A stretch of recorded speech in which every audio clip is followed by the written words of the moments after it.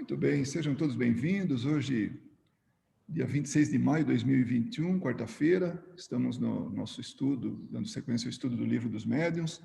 Estamos tratando do fenômeno de transporte. Hoje nós temos a grata satisfação de estar aqui com o Dr. Paulo César Frutuoso, que conhece bastante desse tema, materialização e tudo isso, por conta da sua experiência junto ao Lar de Frei Luís, principalmente. Autor de livros, que inclusive do mesmo assunto. Então, a gente vai tratar um pouco mais, esclarecer um pouco mais esse fenômeno tão importante que é de transporte, apesar de raro, mas que ele chega a dar um pouco de dúvidas, né? Chega a oferecer dúvidas para a gente. Então, nós temos, como falei, a grata satisfação de ter aí o Dr. Paulo César, e para a gente discutir um pouco mais esse tema tão importante. Bom, ele nos surgiu a partir da nossa questão, não questão, item número 20, quando Kardec pergunta a Erasto sobre transporte de um lugar, de um objeto de um lugar para outro. E aí, Erasto já inicia falando que essa questão é complexa, né? E depois ele fala do quanto é diverso do que se passa com objetos que compomos, ou seja, entendemos que é o que ele materializa, os espíritos materializa. E depois ele fala, no final, podemos perfeitamente dizer que introduzimos o objeto no lugar, por mais fechado que seja. Ou seja, eles fazem isso com muita habilidade, né? Mas o espírito tem que saber fazer isso. Aí, também a gente... isso aqui é um Herculano Pires que comenta esse tipo de coisa aqui, que a maneira com que os espíritos falam, que a gente tem que... Kardec fala, a experiência nos ensina que não devemos tomar sempre ao pé da letra as expressões usadas pelos espíritos, ou seja, eles nos levam a gente dialogar, discutir, procurar entender exatamente, porque Herculano Pires comenta que os espíritos estão num mundo diferente do nosso, e mesmo quando usam nossa linguagem, esta nem sempre corresponde à nossa maneira de ver. Ou seja, realmente eles vivem num mundo à parte, com naturezas diferentes, ou natureza diferente das nossas. Então, a gente vai ter que sempre levar isso em conta. As leis daqui, elas não são exatamente as leis de lá. Então, a gente do plano espiritual. Então, isso que nós vamos... É um assunto bastante empolgante. Então, aproveitando, falando do livro que o Dr. Frutuoso vai lançar ainda esse ano, 2021, justamente desse tema, fenômenos de teletransporte e materialização de espíritos. Eu confesso que eu estou muito curioso para ler esse livro logo que saia, né? Principalmente porque a gente está nesse ponto do estudo e exige compreensão. Quando, na busca por algumas informações, isso aqui vem da Federação Espírita Brasileira, né? Quando fala de manifestações mediúnicas incomuns de efeitos físicos. Incomuns de efeitos físicos, porque algumas delas não ocorrem o tempo todo, né? Então, quando se trata de materialização, então a colocação deles é que quando o espírito se torna visível e tangível às pessoas, mesmo que não sejam videntes, ou seja, quando nós temos os nossos 5 sentidos tocados pela presença do espírito, é um fenômeno mediúnico de efeitos físicos, né? E fala um pouco da comprovação da sobrevivência, né?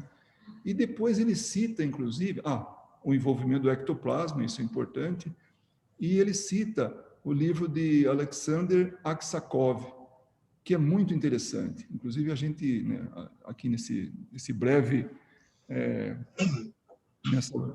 Nessa introdução aí, a gente localizou esse livro e tem uns excertos dele. Quando se trata da mediunidade de transporte, ele fala, né, a FEB, nessa exposição, fala que trata-se de uma mediunidade rara, claro, baseado em Kardec, né? E ele fala que tanto pode ser produzido por espíritos esclarecidos, como por entidades menos evoluídas. É bom que a gente veja isso, para depois, ali na frente, vai aparecer essa oportunidade, né? e ela pode ser em 3 etapas, né? O espírito desencarnado retira da natureza um objeto, desmaterializa e, né, durante o transporte, e materializa no local que quer. Então, basicamente é isso. Esse aqui é uma citação que está no livro No País das Sombras, né, de Madame d'Espérance, é do ano de 1897, no finalzinho do século XIX. E aí está esse vaso, ele só entra, os encarnados ali, né, da reunião, colocam um vaso com areia e água, é o que eles oferecem. E aí o espírito materializa essa flor. Primeiro vem um cheiro forte, ela descreve todinho o processo, um cheiro muito forte, assim, agradável da planta, que chega até a perturbar um pouco a médium, tal é assim, a intensidade do cheiro, e depois vem toda o restante, né, da planta, com raiz, com tudo. Através da areia dá para ver as raízes, né? E aí tem 2 espíritos envolvidos. Um é Yolanda, que é um espírito não tão esclarecido, mas é quem faz o trabalho, e tem um outro espírito que ela é chamada Iai Ali. Esse espírito, segundo a descrição da médium, tinha um saber ilimitado. Então, ela percebia que era esse espírito que estava por trás dessa materialização. E que ela não falou nada a respeito. Depois, um caso de desmaterialização, que é desse livro que, naquela apresentação da FEB, tem, né?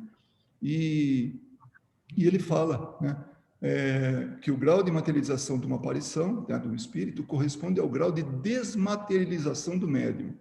Eu acho que aí o doutor Frutuoso vai nos dar uma verdadeira aula, né, um esclarecimento, porque ele viu isso, viu o médium, o doutor era o seu médium Gilberto, Gilberto né? Arruda. Gilberto Arruda. Isso, e que ele parcialmente se desmaterializava. Pelo menos é o que eu li nos livros, né? Tanto dele quanto do Luiz Da Rocha Lima. Rocha Lima, isso. Mas como eu estou correndo um pouco, porque realmente eu não quero. Mas é muito interessante o fato da materialização estar subordinada à desmaterialização. E, finalmente, aqui, nesse livro que trata dos fenômenos de transporte, tem muitos casos. Quem puder ler esse livro, está aqui, é de Ernesto Bozano. Ele tá o link aqui, tudo, mas se tiver dificuldade, eu posso depois passar. Inclusive, esse parágrafo do meio fala de uma médium, senhora Guppy, que ela era famosa pelos casos de transporte da própria pessoa de uma casa para outra. Aí já deixa a gente até de cabelo em pé, quem tem cabelo, é claro, né? Então, é basicamente isso que era. Eu vou deixar só na tela aqui, para caso, a hora que quiser, se precisar que eu retorne, viu, doutor Frutuoso? Eu retorno. Mas então começa assim, a dúvida nossa, ela começou quando Erasto falou a respeito de não desagregar, não é isso, é não destruir o material, alguma coisa assim que ele começa.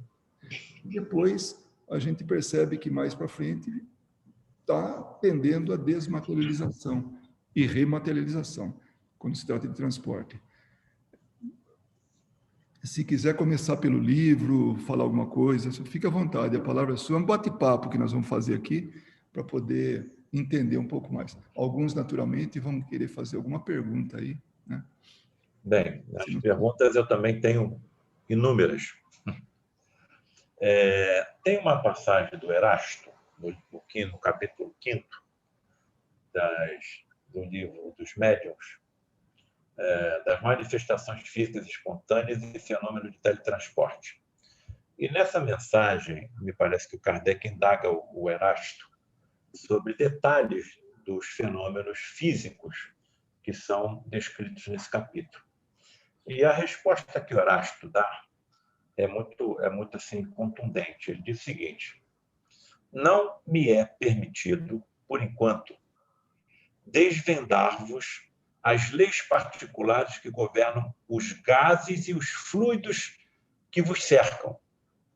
Mas, antes que alguns anos tenham decorrido, Antes que uma existência de homem se tenha esgotado, a explicação dessas leis e destes fenômenos vos será revelada, e vereis surgir e produzir-se uma variedade nova de médiuns que agirão num estado cataléptico especial, desde que sejam mediunizados. Olha, o que eu coloco nos meus livros é o seguinte: não existe sobrenatural, nem existe milagre. E existem leis físicas, químicas e biológicas que a nossa ciência ainda não alcançou. Uma outra colocação que eu acho muito importante ser aqui feita é que está começando a se descortinar desde o final do século XIX, início do século XX, e, evidentemente, em decorrência do aumento da densidade da psicosfera do planeta, eles tiveram um decréscimo, está se descortinando à nossa frente uma ciência assustadoramente mais complexa e profunda do que tudo aquilo que nós possamos imaginar. E essa ciência, ela está conectada ao domínio inteligente de energias que Jesus fez durante a sua passagem pela Terra.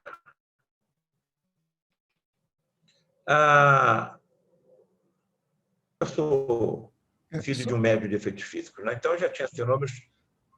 Tá. Só daria para repetir, porque bem nesse momento que estava explicando o que estava ocorrendo, logo depois de tratar da psicosfera, aí truncou tudo e a gente não está ouvindo, não pôde ouvir. Se puder repetir essa parte. Repito, claro. Estamos em família.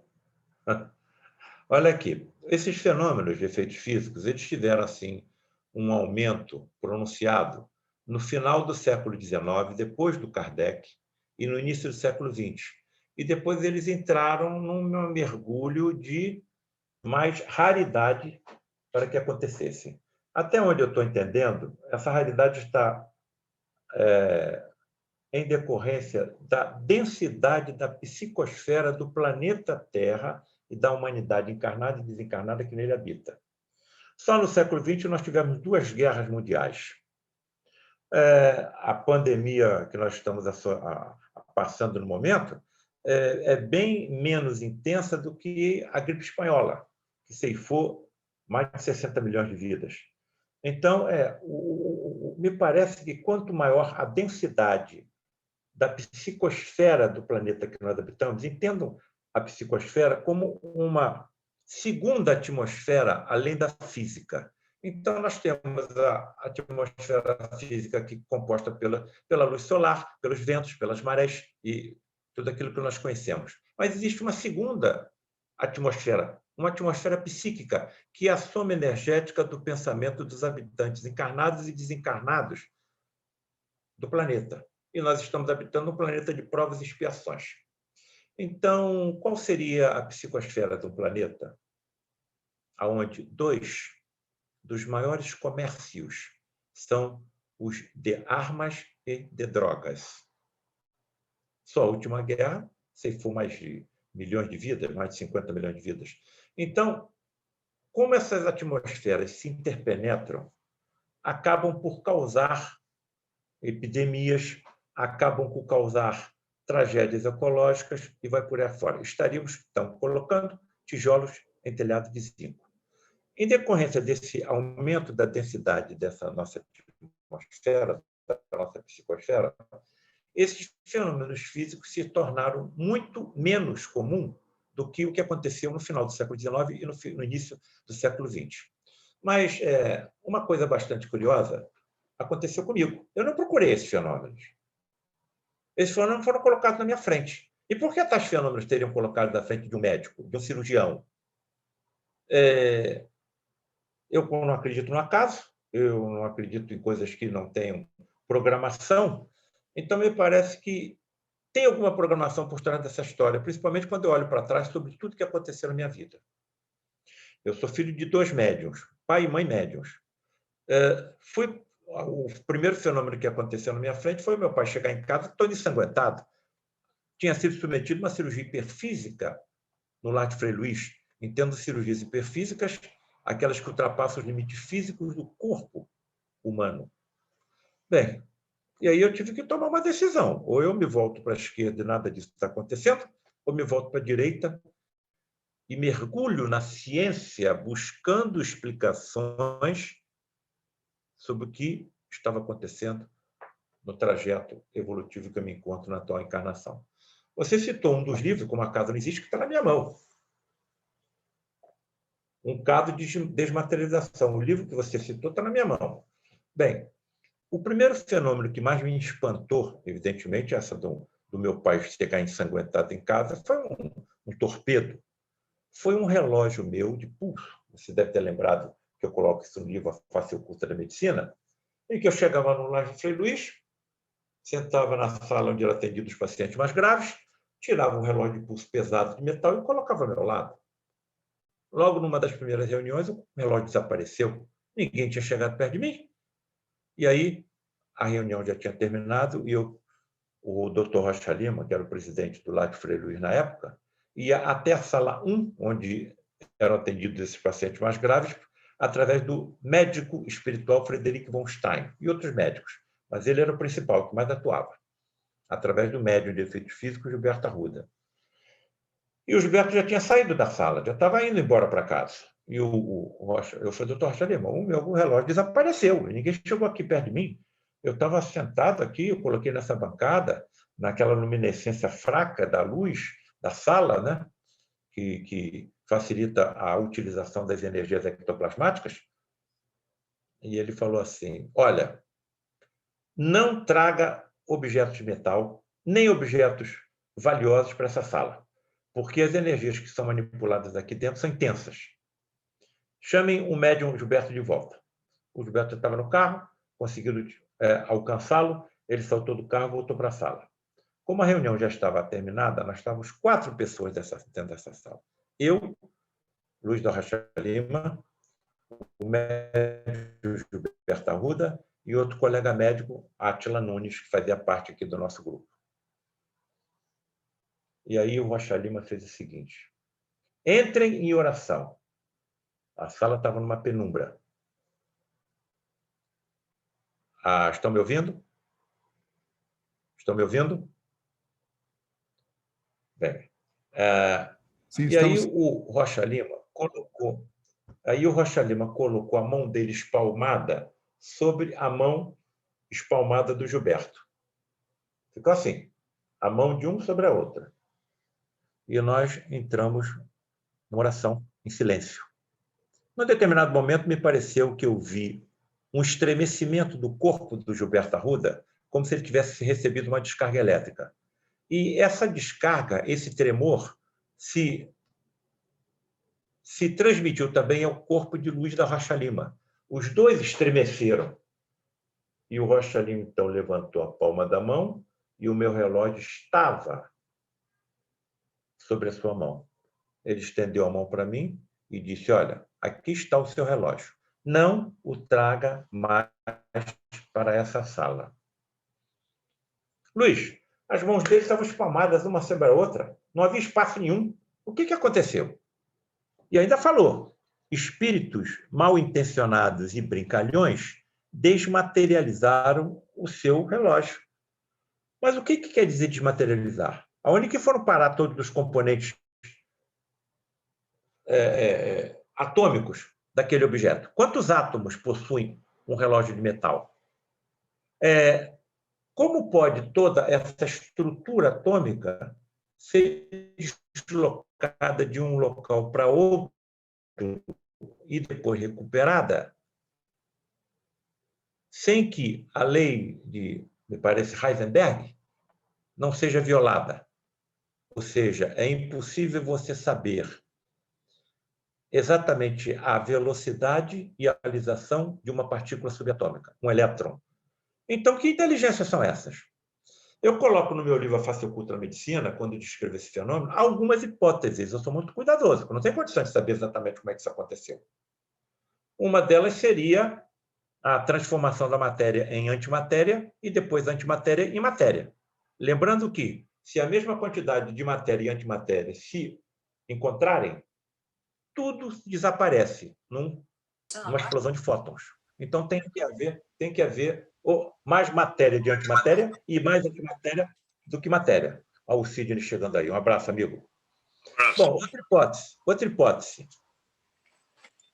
O teletransporte desse objeto para um universo paralelo ao nosso. Dentre as teorias que eu estudei e que coloco tanto naquele livro, Planos Espirituais ou Universos Paralelos, e nesse que agora vai ser lançado em 2021, Fenômenos de Teletransporte e Materialização de Espíritos, a hipótese que mais me parece que se adequa, se coloca mais assim, satisfatoriamente em tais fenômenos, é a teoria das branas, ou seja, universos em branas ou membranas. Os universos seriam como fatias de pão, de forma, colocadas uma ao lado das outras. Dentre essas teorias, os físicos dizem que, atenção, hein? A distância entre dois universos paralelos pode ser apenas de um átomo. Um átomo de distância entre dois universos paralelos. E ainda existe a possibilidade teórica de interpenetração de dois universos paralelos entre si. Bem, e se nós soubéssemos como manipular de forma energética os tais chamados buracos de minhoca, ou seja, comunicação interuniversais entre dois universos? Se você tiver controle de energia suficiente, você pode fazer com que um desses objetos penetre um desses buracos, passe para um universo paralelo ao nosso e depois retorne pela mesma comunicação para o nosso universo. Agora, que aquilo aconteceu, aconteceu. Foi na nossa frente.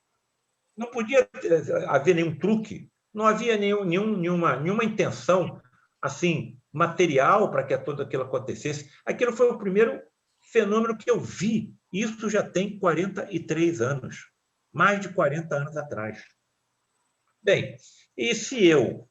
Olha só o que aconteceu comigo naquele momento.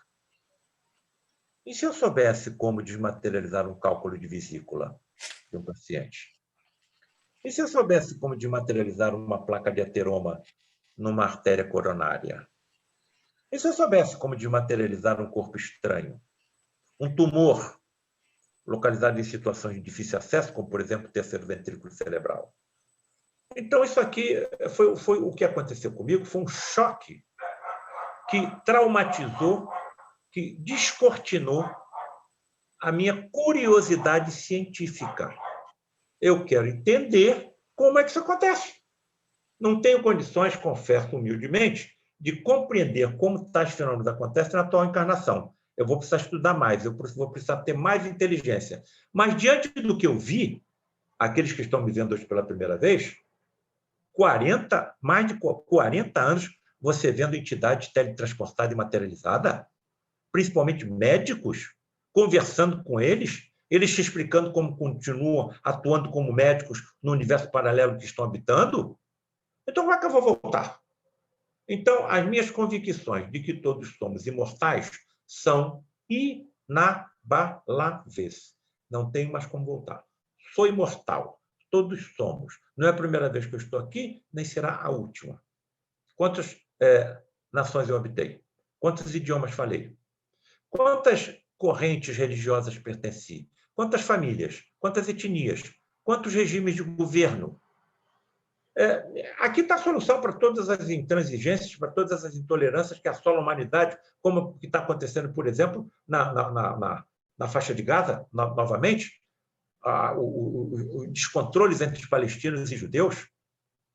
E as informações que ele nos dá, e que já foram dadas ao Kardec em meados do século XIX, são, assim, estupefacientes.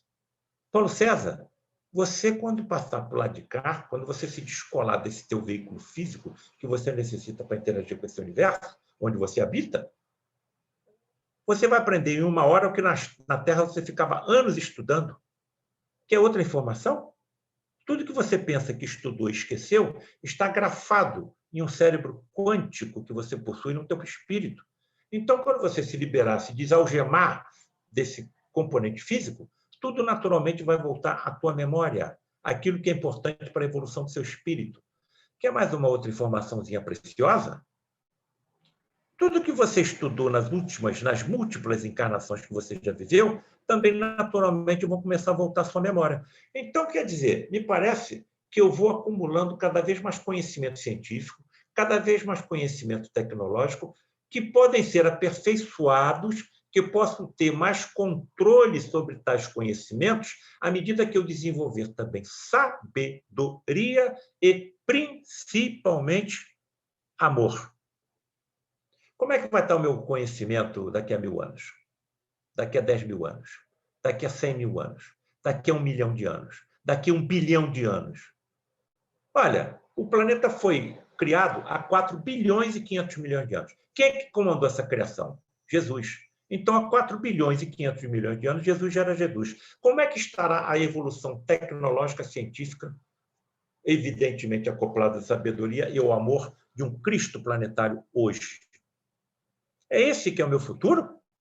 Então, diante de tudo que começa a ser descortinado à nossa frente, a desintegração, a desmaterialização de um relógio de pulso passa a se tornar uma brincadeira. Isso é que os médicos médiuns do futuro saberão como utilizar. Daí o nome de um dos meus livros, A Medicina Mediúnica do Futuro. Então, o que pode ser possível a um desses médicos do futuro? A visão por transparência? A visão microscópica e ultramicroscópica? A visão capaz de alcançar até átomos e partículas subatômicas? Meu Deus, o que é isso que está se descortinando? O que é isso que o espiritismo kardecista cristão está trazendo para a humanidade? O cristianismo tem 2.000 anos de existência. O espiritismo, um pouco mais de 150, 160 anos. Como é que vai estar o espiritismo daqui a 2.000 anos? Estão percebendo? E nós somos pedras de um quebra-cabeça, por isso estamos reunidos aqui hoje, que até onde eu estou entendendo está sendo montado. Somos pedras de um quebra-cabeça que está sendo montado. E qual é a finalidade desse quebra-cabeça? A salvação da humanidade. Não existem milagres, nem existem sobrenatural. O que existe são leis físicas, químicas e biológicas que nós ainda não alcançamos. E existe o que ainda não é comum. Desculpe se eu estiver me estendendo demais. Não, absolutamente. Eu acho que esse assunto, porque uma das coisas que foi discutido quando a gente, na semana passada, falou desse tema, né, de transporte, foi justamente o seu caso, né, quer dizer, o caso do seu relógio, né? E também lembramos da válvula mitral na sua mão, e você, como é que pode isso? Então, e aí eu fico pensando, né, que fenômenos ali envolvidos nesse caso específico da válvula mitral? Ali teria materialização, desmaterialização e transporte, quer dizer, são 3 fenômenos, quer dizer... Mas Luiz, né? o Sidney é médico. Você conhece essa história da válvula mitral, Sidney? Tu conhece essa história da válvula mitral? O microfone está fechado. Você conhece essa... Perdão, eu já escutei sobre isso no Frei Luiz, que você... Não foi no Frei Luiz, não foi? Foi. Agora, olha só. Não chegou o momento de nós manipularmos tamanhos supersentidos que estão em latência em nós. Supersentidos que estão em latência em nós. Se todos os médicos da Terra, por exemplo, tivessem a visão por transparência, todas as empresas que fabricam os instrumentos que nós utilizamos para o diagnóstico dos nossos pacientes fechariam as portas. Nós causaríamos uma multidão de desempregados. Eu, Sidney, como cirurgião, como você, confesso que não teria condições psíquicas e emocionais se tivesse uma visão microscópica, vendo as miríades de micro-organismos dentro da sala de cirurgia que eu estou trabalhando, operando o paciente. Micro-organismos presentes nas minhas roupas, nos meus assistentes, na parede da sala, sobre o paciente. Eu teria condições emocionais, psíquicas, controle para ver o que eu estou vendo? O médico com quem eu mais conversava era o Frederic von Stein, médico cirurgião do exército nazista, que foi parar lá no lado de Frei Luís, porque no nosso educandário, com mais de 500 crianças, haviam judeus reencarnados. O ódio continuava. Só que caiu nas malhas do amor de Frei Luís, que também era alemão. Frederic, você é capaz de ver as organelas intracelulares? Sim, posso. Para nós vermos organelas intracelulares, precisaríamos de um microscópio eletrônico com aumento de 500.000 vezes. Quantos diagnósticos nós faríamos como médicos se tivéssemos essa visão microscópica e ultramicroscópica? Ô, Frederic, você é capaz de ver o átomo e as partículas subatômicas? Eu ainda não, mas espíritos mais evoluídos que eu, sim. Estou falando ver com a visão natural deles.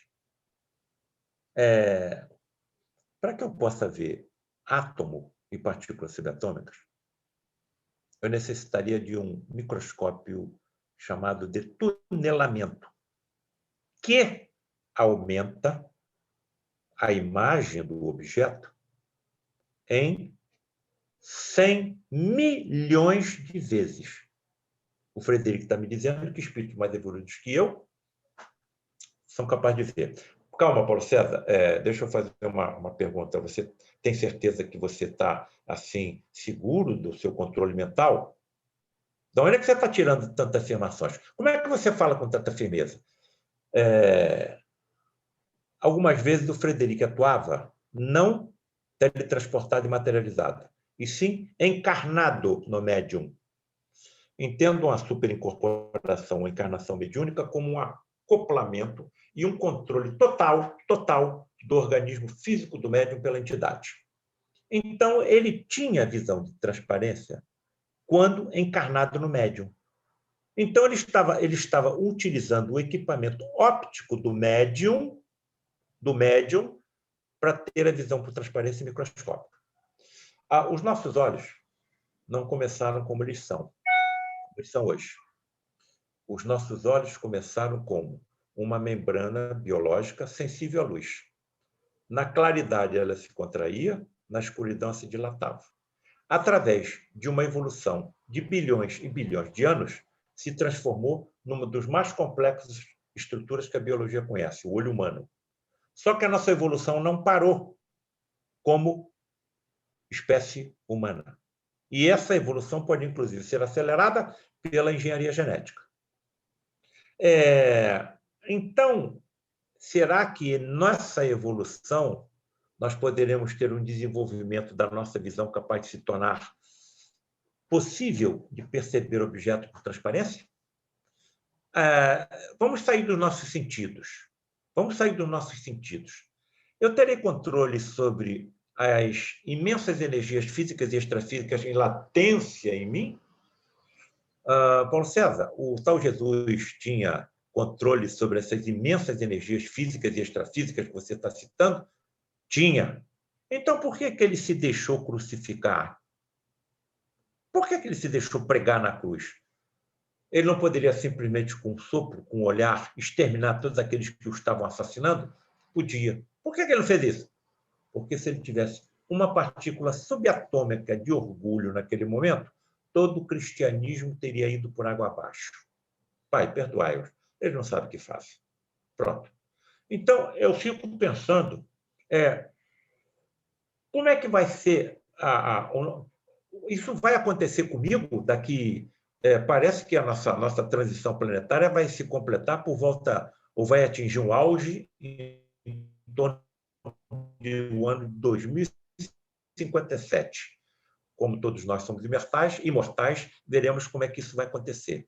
Será que, na hora que essas energias começarem a ser manipuladas por nós, eu cito sempre a minha classe médica, né? Nós teremos controle sobre tamanha quantidade de energia? Olha, eu hoje confesso que eu não posso ter. Porque eu não consigo, se alguém me der uma bofetada na face direita, eu não vou entregar a esquerda para dar outra. O que um terrorista não faria se tivesse domínio sobre essas energias existentes nele próprio? Então, até onde eu estou entendendo, a ciência vai ser fundamental em todo esse esclarecimento, porque as religiões nos levaram até onde podiam ter levado, até a morte. não matem, não prestem falsos testemunhos, não mintam, e me convenceram que eu continuarei vivo de alguma forma após o fenômeno natural da desencarnação. Mas eu não sei mais nada. Eu não sei que espécie de corpo eu vou ter, eu não sei se eu necessitarei de algum alimento, eu não sei onde vou morar, não sei quem vai me sustentar, não sei se eu vou poder estudar. Eu sei através do espiritismo. As crianças que falecem em tenra idade continuam crescendo, idosos rejuvenescem, e cegos vão se enxergar, paralíticos vão andar, as religiões não estão mostrando nada.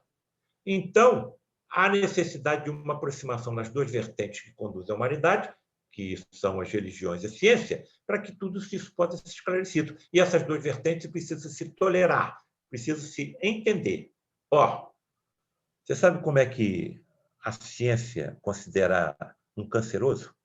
Que são os pacientes que eu mais opero, como cirurgião oncológico que sou? Um azarado. Ele teve o azar de uma única célula no grupo de trilhões que compõem o seu corpo, acontecesse um conjunto de mutações que levasse à transformação maligna. Então, ele é um azarado. Então, eu não vejo outra solução sem uma compreensão dessas duas vertentes. Não existe milagre, cara. O nosso Jesus não podia ter curado leproso sem conhecer a existência do bacilo de Hansen. Ele não poderia fazer um paralítico andar sem conhecer toda a estrutura óssea, nervosa e muscular do corpo humano. Nem poderia fazer um cego enxergar sem conhecer toda a estrutura do globo ocular. Se há 2000 anos ninguém conhecia isso, não foi que ele aprendeu. Mas que ele aprendeu. Aprendeu em universos paralelos ao nosso, em mundos que nem mais existem, com civilizações que nem mais existem, mas que ele aprendeu. E eu também vou aprender. O Sidney também vai aprender. Os meus colegas todos vão aprender. Aqui no Brasil, eu não sei como é que é por aí, 80% da classe médica não acredita em nada além da matéria palpável. E aí, o que está acontecendo? Uma coisa que eu nunca imaginei que aconteceria na minha vida. Esse camarada é cirurgião há 46 anos. Ele não pode ser um alucinado. Deixa eu ver o que esse camarada está escrevendo. Deixa eu ver o que esse camarada está falando. E aí começa a despertar a curiosidade científica, principalmente de jovens, como está acontecendo aqui no Brasil. 6 universidades já têm a matéria, já tem como cadeira espiritualidade e medicina. As faculdades de medicina aqui no Brasil estão criando ligas para estudo da espiritualidade, saúde e medicina. Sabe quem é que estão criando essas ligas de espiritualidade aqui no Brasil? Não são os professores, nem são as direções das escolas, não. São os estudantes, são os alunos.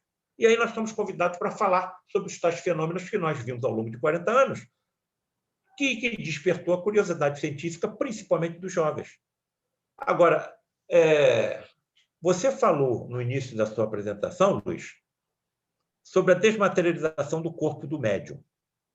E uma das frases que me parece que você colocou foi a seguinte: para que haja uma materialização, tem que obrigatoriamente haver alguma desmaterialização do corpo do médium. Mas aqueles cientistas que estudaram os fenômenos no final do século XIX e no início do século XX não tinham uma preciosa ferramenta que nós, hoje, temos. Qual é?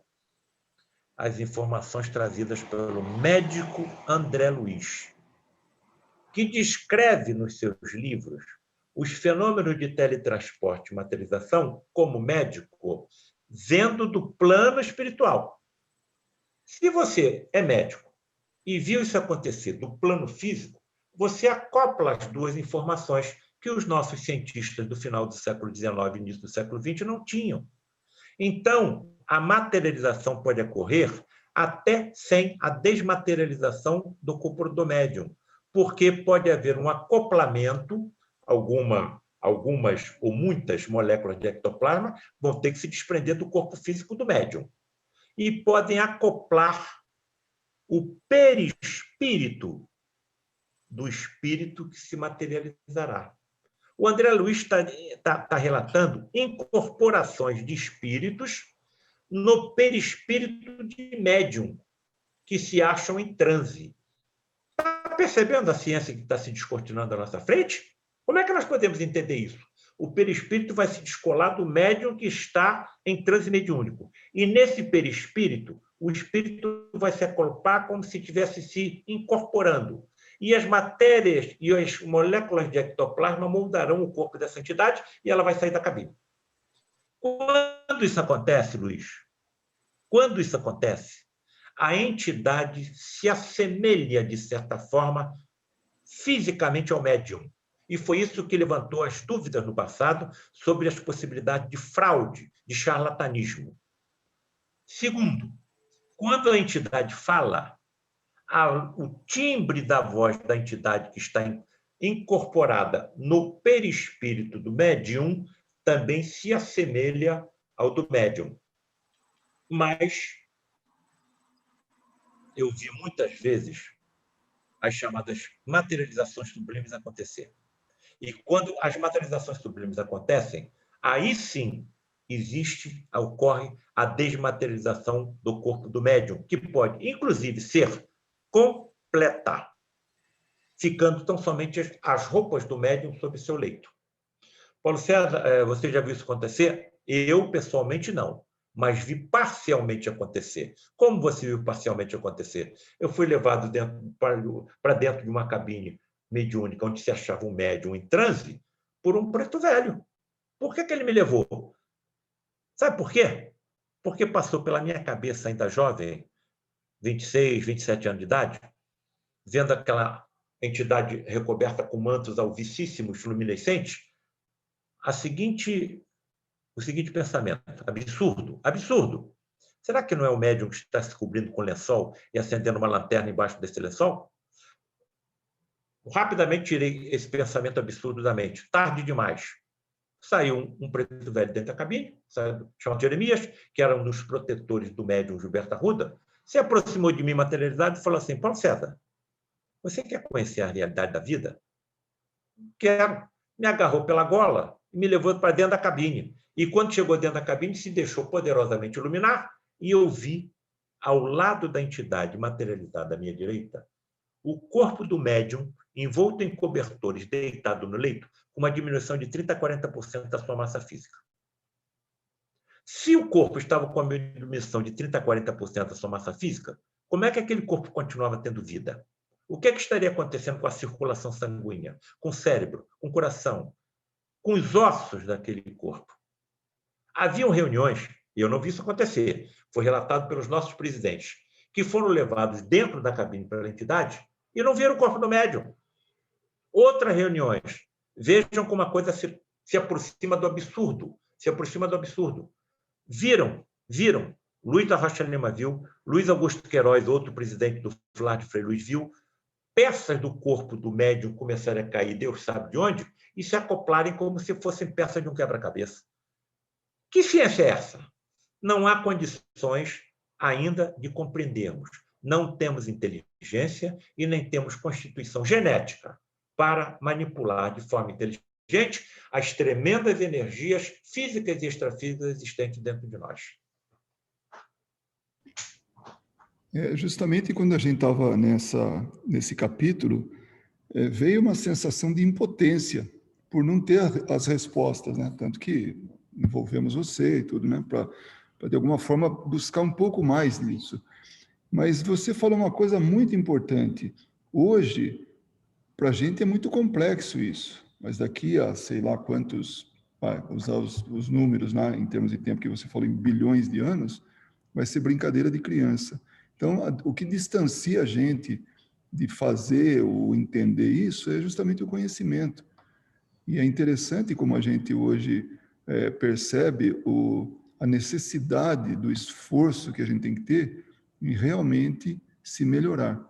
Você usou bem as palavras, né? No intelectual e no amor, que nós entendemos também por moral, né? Então, para a gente fica bem claro isso. Eu estou bastante assim feliz, né? Do ponto de vista assim de aquele lampejo, para não falar mais assim aprofundado, né? de impotência, né? De não ter o conhecimento tudo, ele vem.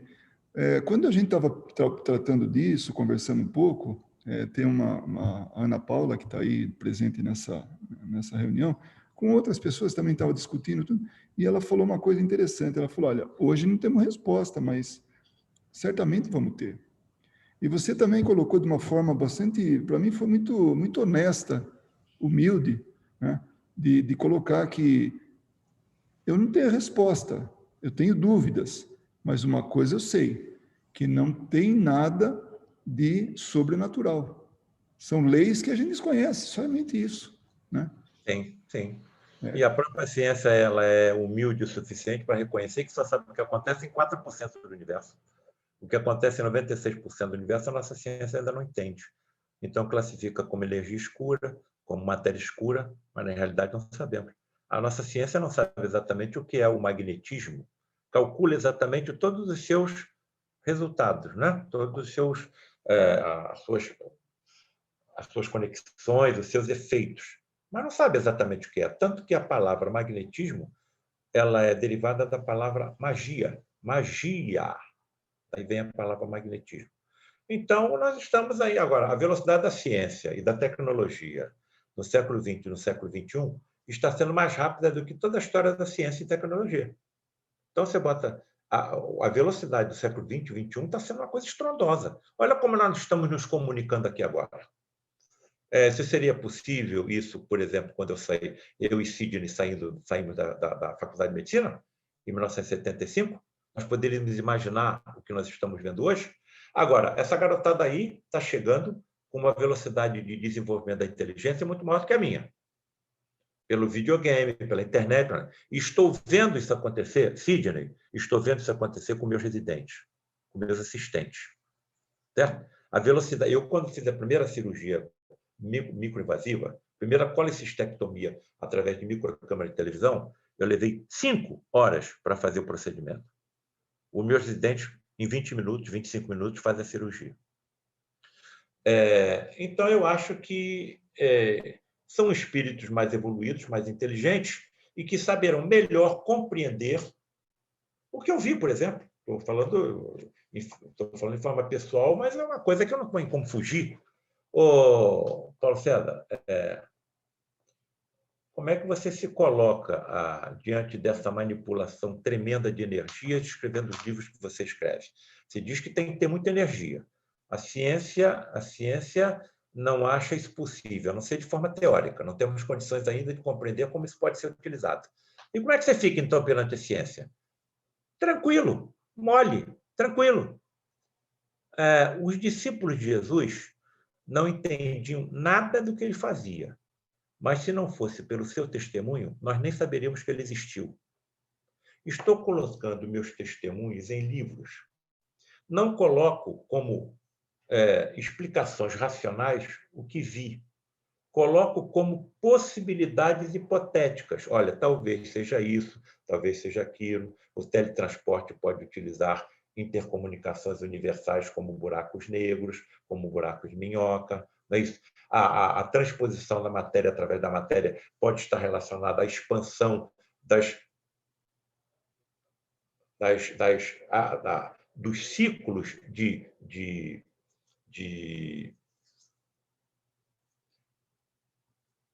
das partículas subatômicas que giram em torno do núcleo, elas podem se expandir e talvez tenha mais facilidade de atravessar a parede. Paulo César, você tem certeza do que está falando?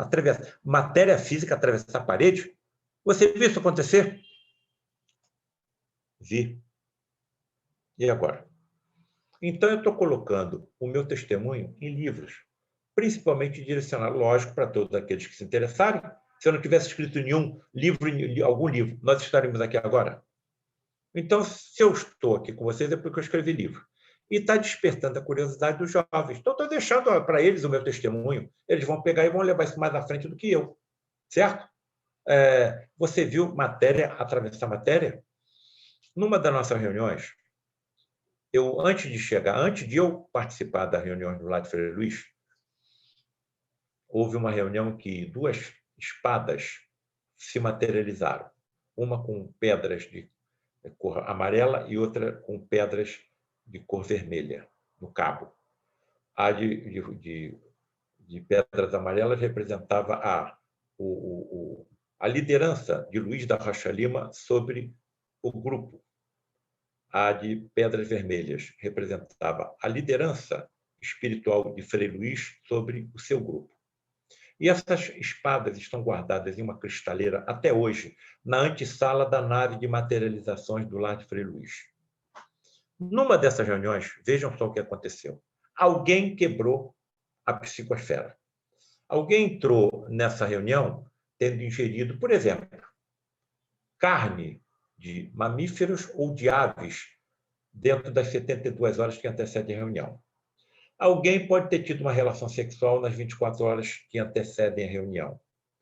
Eu entrei na reunião pensando nas contas que eu tenho que pagar amanhã. Eu tive um aborrecimento no meu lar ontem. Eu tive um aborrecimento no meu trabalho dentro dessas 72 horas. Cara, nós estamos falando de energias que estão sensíveis até o próprio pensamento. Então, se você vai participar de uma sessão dessa, você tem que cuidar com aquilo que você faz, com aquilo que você pensa e aquilo que você fala. Porque você pode estar cometendo o chamado crime de lesa espírito. Porque você também tem ectoplasma. 70% do ectoplasma que entra nos fenômenos, ele é oriundo do médio de efeitos físicos. Os outros 30% da assembleia que o acompanha e da natureza que envolve o santuário. No caso do Frei Luís, no lar de Frei Luís, de materializações, está incrustado numa floresta aqui no bairro de Jacarepaguá, no Rio de Janeiro. Sabe o que aconteceu com essa quebra psíquica, o descontrole emocional e mental de alguém?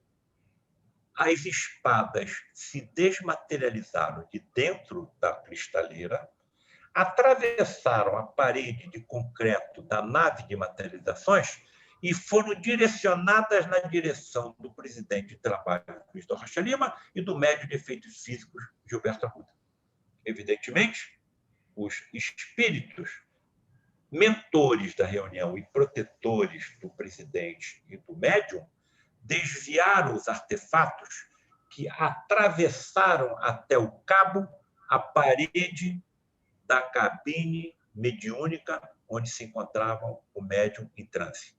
E atravessaram até o cabo. Foi um esforço tremendo para poder desenterrar aquelas espadas que foram lançadas contra esses dois amigos. Quem fez isso? Claro que espíritos que não têm a mínima intenção, o mínimo interesse em que todas essas verdades surjam no âmbito da humanidade. Então, você pode estar achando de tudo, menos de ignorante. Menos de ignorante, porque sabe manipular de forma inteligente as tremendas quantidades energéticas existentes no planeta Terra. Aliás, isso não é muito diferente do que nós fazemos, não? A energia atômica pode ser utilizada para a construção de um aparelho para tratar câncer, mas é a mesma energia que foi utilizada na bomba que foi lançada sobre a cidade de Hiroshima e Nagasaki. Então, eles não são muito diferentes de nós. Esse é um planeta de provas e expiações que nós estamos habitando. Olha, infelizmente, nós temos um cuco dedo duro aqui, e nós temos a próxima reunião em poucos minutos. A gente vai ter obrigatoriamente que encerrar aqui, mas eu não poderia fazer isso sem antes agradecer a sua presença, a sua disponibilidade, a pronta disponibilidade, atendeu rapidamente imediatamente o nosso convite, e posso dizer já que a mim ficou bastante, foi muito produtivo essa sua participação. Eu realmente gostaria de agradecer. Nós vamos realmente ter que encerrar. Caso você tenha alguma, assim, uma consideração final, alguma coisa que você queira falar, por favor, fique à vontade. A consideração final foi uma pergunta que surgiu aí na tela. As materializações continuam acontecendo no lar de Frei Luís? Não. Desde o dia 19 de junho de 2015, quando o médium Gilberto Arruda, que morava dentro do lar de Frei Luís, teve a sua casa invadida, foi torturado e assassinado. Se são médiums tão raros em toda a história da humanidade, por que na mesma instituição, 3, 4, 5, 6, 7 médiums se conjugaram na mesma época? Um desses, o meu próprio pai. Bom, tem duas possibilidades. Primeiro, resgatar espíritos altamente envolvidos com o fenômeno da Inquisição. Eu sou um deles. Se eu utilizo aço e ferro para aliviar e para curar, como cirurgião que sou, é porque durante a Inquisição usava para torturar e para matar. E só um cirurgião como Sidney, que está aqui conosco, sabe o que passa o cirurgião. Quando corre tudo bem, tudo bem. Quando não corre, nós sabemos o que nós passamos. Então, eu acho que... Ou então, houve, assim, algum planejamento para que esses fenômenos fossem mais profundamente estudados. E o que vai acontecer, então, com o lado de Frei Luís, Paulo César? Nada. Nós estamos preocupados com isso, porque nós estamos sob uma liderança de um espírito tão evoluído como é Frei Luís, um frade franciscano alemão que veio para cá na primeira metade do século XX. Ele atingiu um grau de evolução tamanha que está em comunhão permanente e direta com o próprio Cristo planetário da Terra, Jesus. Então, ele sabe o que vai fazer. Então, essa questão... Pode aparecer alguém? Pode. E talvez, se aparecesse, nós tenhamos desenvolvido uma experiência suficiente para auxiliar o desenvolvimento de algum médium de efeitos físicos que por ali apareça. Agora, esses médios, é só questão de tempo. Eles se tornarão cada vez mais comuns. Muito bem. Eu queria falar uma coisa, que é falar com o doutor Floro. Queria falar uma coisa para o senhor, doutor Paulo, que o senhor já sabe disso, né? Mas eu vou repetir agora, porque eu estou ouvindo aqui, que nós vamos nos surpreender muito ainda com coisas que nós vamos ver. E, embora nós já estamos ouvindo essas coisas que ainda nós não entendemos, mas vamos ver, isso aí é uma coisa muito pequena perto do que nós vamos ver. Exatamente. E agora, para terminar, uma revelação familiar. Nós estamos em família. Então, é uma revelação familiar. O último médium desenvolvido lá de Frei Luís, o nome dele é Nelson Soares. Ele ainda está encarnado, está com distúrbios cardíacos graves e não está participando de reuniões como médium. E foi levado a uma das nossas reuniões que nós continuamos tendo sem efeitos físicos.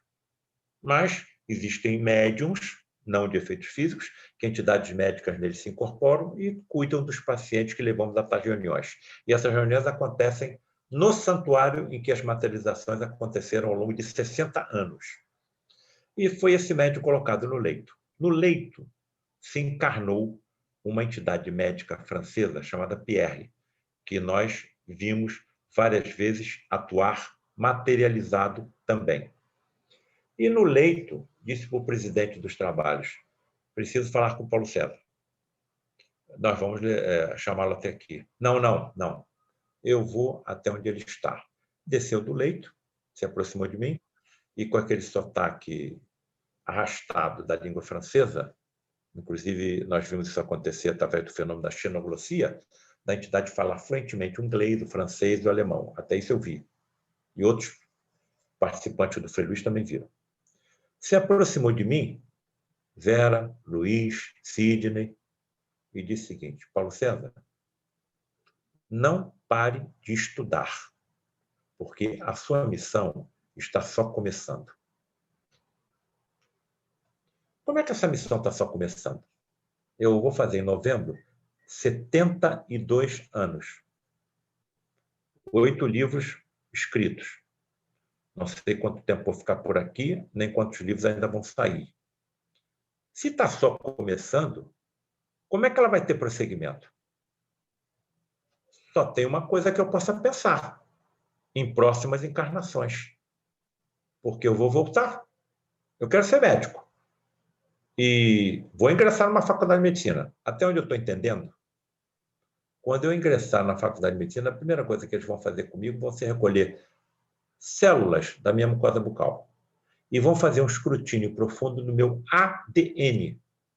E se for detectada a genética da mediunidade em mim, serei desenvolvido por profundos estudiosos do assunto, que serão os professores das escolas de medicina do futuro. Eu não tenho como mais deixar de pensar que isso seja verdade, diante de tudo que eu vi, de tudo que eu vi. Para a gente, nós ainda pensamos de forma local, né? E da forma que você está pensando, é uma forma muito mais expandida, de continuidade, né? Isso Sim. realmente é. Bom, mais uma vez lembrando, infelizmente, nosso horário expirou, e eu convido a todos nesse momento que elevemos nosso pensamento a Jesus, agradecidos por esta oportunidade, a oportunidade de contatar um pouco mais esse conhecimento maravilhoso desse Consolador prometido que o nosso Mestre Jesus nos enviou. Agradecemos profundamente, querido Mestre, e rogamos ao Senhor que ampare a cada um dos trabalhadores da vossa seara, não importa qual seja a atividade, mas sim que tenhamos todos forças para que possamos seguir adiante, seja agora, num tempo imediato, seja num tempo mais prolongado, ou ainda percorrendo as nossas existências, para que possamos nos preparar cada vez mais para aquilo que o Senhor espera de nós, para amar e para trabalhar a benefício do próximo, para que finalmente sejamos uma única comunidade, uma única família, uma fraternidade universal. Mestre querido, nesse momento, pedimos as vossas bênçãos para cada um que aqui está, seus lares, seus familiares, todos nossos familiares, e também aqueles que passam nesse momento por grandes dificuldades em hospitais, por conta da Covid, ou de qualquer outro mal, mas pela intensificação desses pacientes que estão sofrendo da Covid, seus familiares e também aqueles que desencarnaram pelo mesmo mal, que todos sejam amparados, Mestre Jesus. Auxilia a cada um. Esse é o nosso pedido. E assim finalizamos mais uma sessão de estudos, felizes e agradecidos. Que assim seja. Terminando, Vera, tem uma amiga aqui que quer te dar um abraço e todos que estão participando. Posso apresentá-la ela a você? Claro. Por favor. Eu que queria te dar um abraço. Oh, que lindo.